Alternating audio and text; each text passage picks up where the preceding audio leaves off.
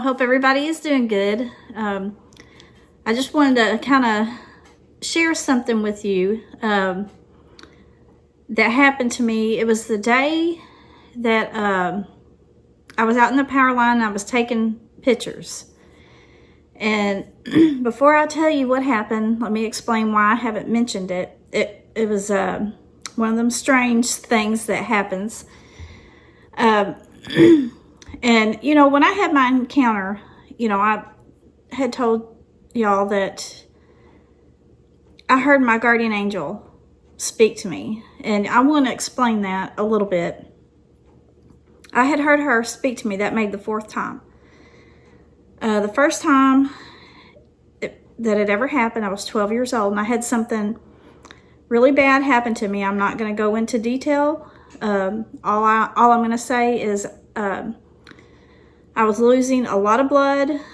I couldn't hear or see because I had lost so much blood. You know, I could see like shadows, you know, but I'd lost that much blood.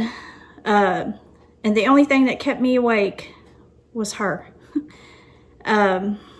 She just kept telling me, stay awake,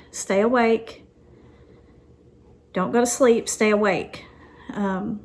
She actually told me, if you go to sleep, you're not going to wake up, stay awake. And that's what kept me awake or conscious, you know. But anyways, you know, they got me to the hospital and, you know, I'm fine. But the next time I heard it, it was when my daughter was probably, I'm thinking maybe around 3. And we was out in the yard. She had her swing set out there, you know, and some toys. And Paul was up on the roof of the house. I think he was working on the roof, and I can't remember if it was when we had added on to the back of the house or if he was repairing something. But anyways, he was up there doing some roof work, and he had a roll of tar paper up there.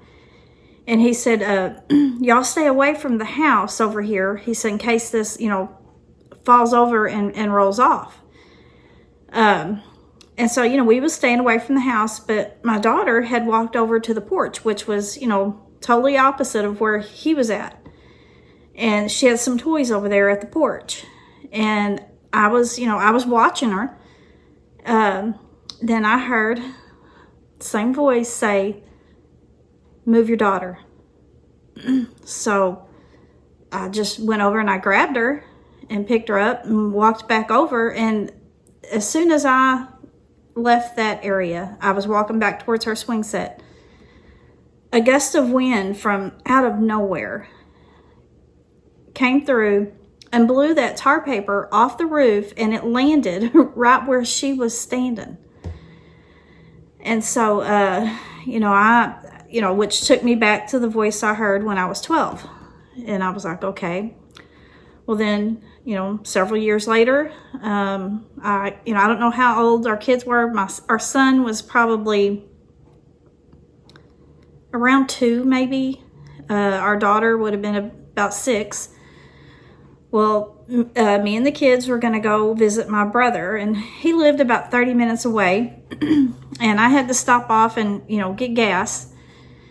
And as I was going to pull out, you know, back then, there wasn't any seatbelt laws, but they were going to start, you know, making it a law. And I was trying to get used to putting my seatbelt on.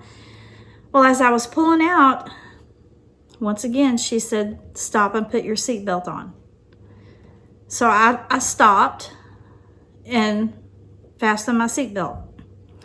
Well, I drive on down the highway, and I was coming up on, it was a bridge. And, you know, they have the guardrails, like, at the end of each bridge. You know, they have those guardrails that kind of angle. Well, I was coming up on this bridge, and I looked up, and I seen this car coming head on with me.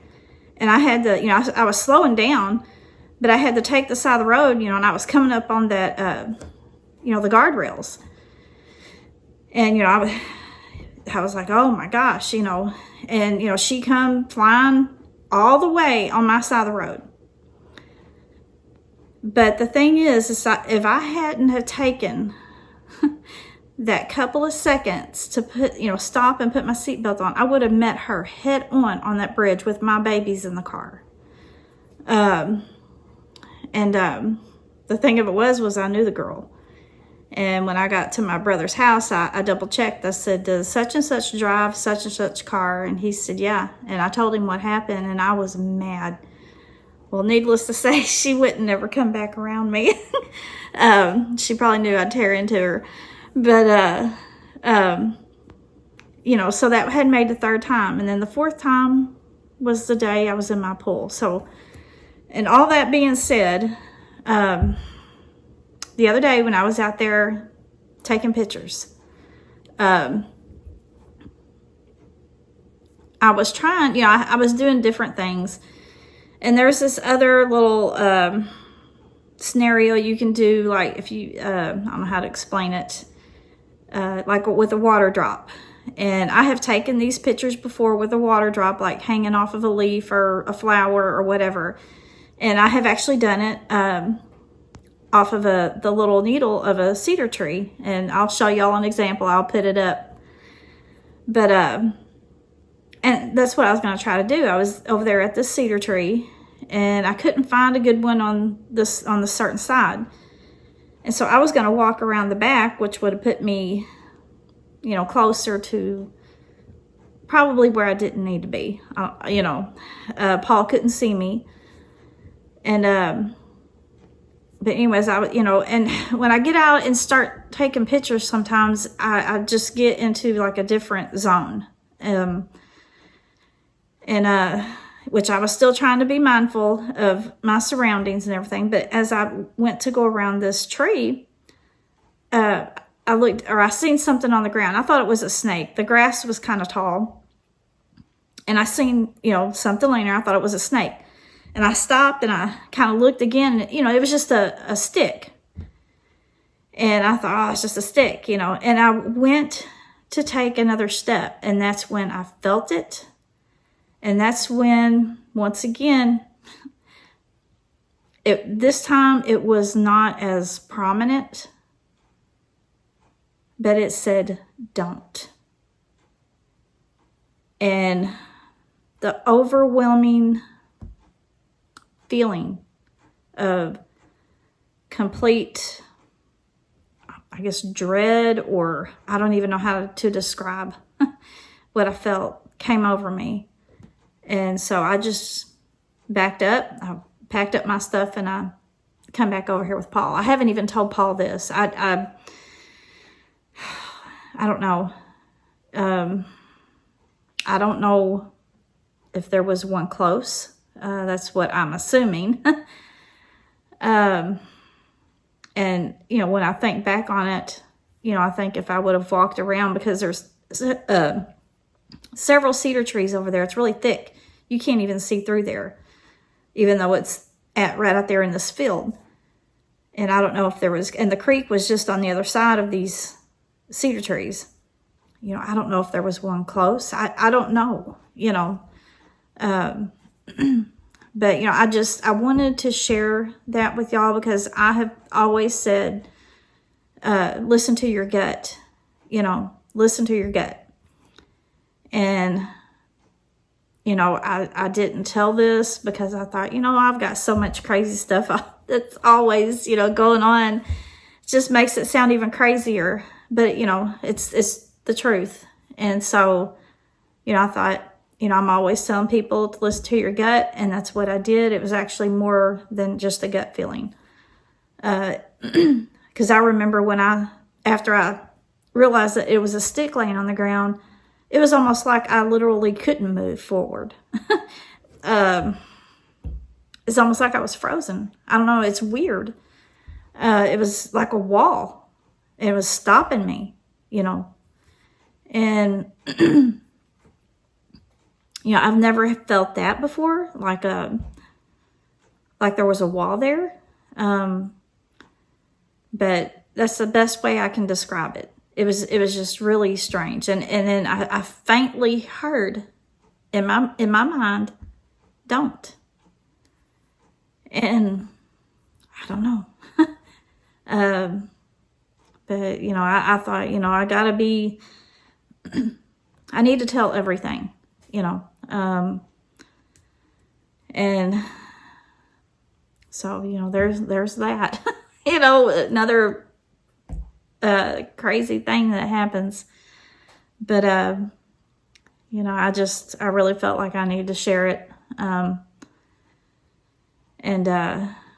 you know, people really need to keep in mind, if your gut is telling you don't go there, or you hear something in your mind, don't go there, or whatever, you know, pay attention to it.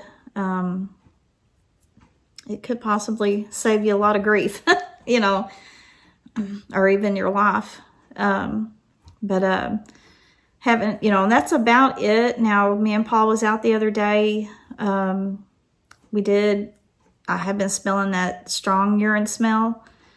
As it gets warmer, you know, as it gets closer to summer, it seems like the worse it gets, the stronger it gets. And, you know, last summer it was every day. You know, I don't know what it is, you know, if it's them, or they marking their territory, or, you know, what. And, you know, just like with when the video I done with the, whatever that was, you know, urinating on my car. Somebody asked me if I smelled it, you know, which I kind of leaned down. I didn't smell anything, you know, it wasn't like there was a strong urine presence or anything. But I just can't figure out, you know, what would have done that. And I got to thinking about it the other day. You know, I thought, you know, that is really weird that it was on the door that I get in. And then after I wash the car, it goes and urinates on the door that I put my grandson in. It just clicked the other day, actually, when I done that video. You know, I thought that was really strange. You know, I mean, that it would go on one door and then the other door, you know. And I've tried to look at it from all different directions. You know, is it, if it is them, you know, I'm not saying that's what it is. I just can't figure out what would urinate that high up on a door. You know, if it is them, or is it marking what it thinks is his or hers, or is it marking, you know, like, I'm protecting you from something? I mean, I've tried to look at it so many different, you know, possible ways. You know, like I said, that's a big if it's them.